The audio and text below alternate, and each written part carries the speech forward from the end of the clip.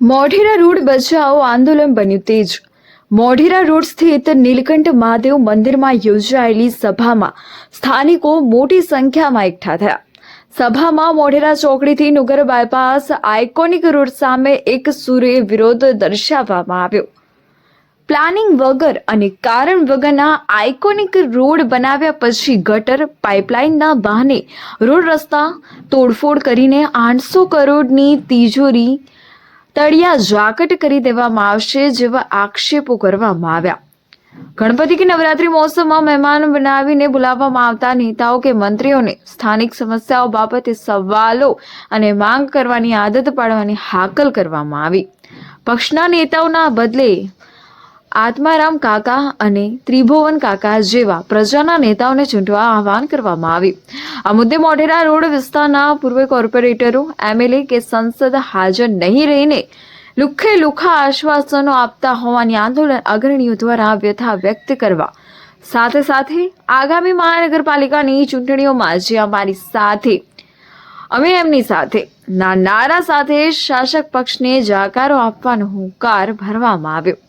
ચૂંટણી ફંડ આપનારાઓના દબાણો તોડવાને બદલે વોટ આપીને ચૂંટનાર આમ જનતાના દબાણો તોડી પાડનાર મહાનગરપાલિકા વિરુદ્ધ જન આક્રોશ વ્યક્ત કરવામાં આવ્યો।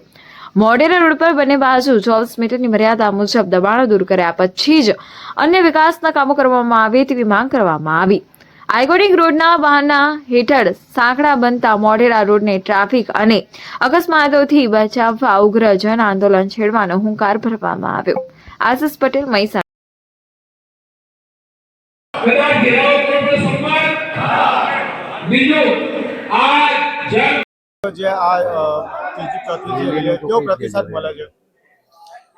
આંદોલનમાં અમારી આ ત્રીજી મીટિંગ છે। સારો એવો પ્રતિસાદ મળે છે। સોસાયટીઓ જાગૃત થઈ છે। જો આ મોઢેરા રોડ સેન્સિટિવ એરિયા છે, જો આ રોડ ઉપર સરકાર ધ્યાનમાં નહીં લે, મોઢેરા રોડના જે આ રોડ પહોળો કરવાની માગણી છે, રોડના બંને બાજુના ગેરકાયદેસર દબાણ સરખો નહીં તોડવામાં આવે તો ઉગ્ર આંદોલન થશે અને ભવિષ્યમાં આ ચિંગારી આખા મહેસાણા શહેરમાં ચિંગારી આખા મહેસાણા સળગી ઉઠશે એવી અમને લાગે છે। અને કદાચ જો આ સરકાર અને આ કમિશનર આ બાબત ધ્યાન નહીં રહે તો ભવિષ્યમાં અમે આખું શહેર જાગૃત કરી અને આખા શહેરનું મહેસાણા શહેર બંધ કરી અને આ 900 કરોડ રૂપિયા બચાવવાનો અમારો પ્રયત્ન કરીશું। એ ભાજપના સંસદ સભ્ય અને એમએલએ લુખ્ખું આશ્વાસન આપે છે।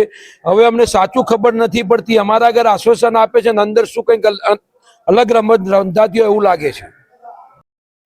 તમે જે ઈટ બાબતે જે ખુલાસા કર્યા હતા, તમારો એક વિડીયો વાયરલ થયો તો ટકાવારી જે કામ કરે છે એને તો રોકવાનું છે, પણ જે ગુણવત્તા બાબતે પણ જે પ્રશ્ન હતો શું કહેશો? હવે એમાં તમે જે મેં વિડીયો વાયરલ કર્યો હતો એમાં તમે જોઈ શકો છો કે હું મોઢેરા ચોકડી બાજુ જતો હતો। અચાનક મારી ત્યાં આઇકોનિક રોડનું જે બાંધકામ ચાલતું હતું પૂજન કોમ્પ્લેક્સના એક્ઝેક્ટ આગળ, ત્યાં આગળ મેં જે બાંધકામ ચાલતું હતું એનું મટીરિયલ એટલે કે ત્યાં ઈંટોનો હાલત જોઈ તો ખરેખર ખૂબ જ કાચી અને હલકી ગુણવત્તાવાળી ઈંટો હતી। એના કરતાં જો ચીકણી માટીની પણ જો ઢેફા હોત તો એ એના કરતાં વધુ મજબૂત હોઈ શકત।